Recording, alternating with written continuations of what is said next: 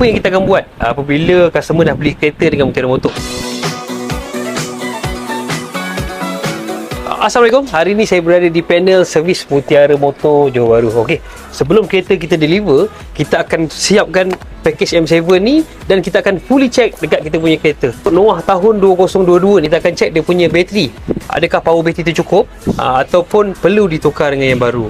Kita akan check dia punya filter, akan check dia punya condition tayar, keempat tayar, pastikan keadaan tayar tu sempurna.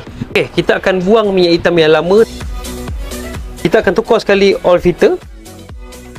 Kita readykan sekali minyak fully synthetic advanced performance daripada M7.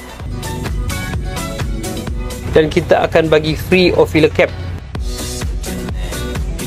Setiap kereta yang sampai tu kita tukar dan pastikan keadaan keselesaan customer semasa memandu.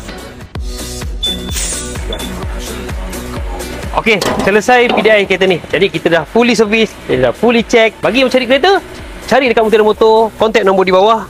Mana nak tahu detail, boleh tekan link bio di atas. Terima kasih. Cari kereta, cari Mutiara Motor.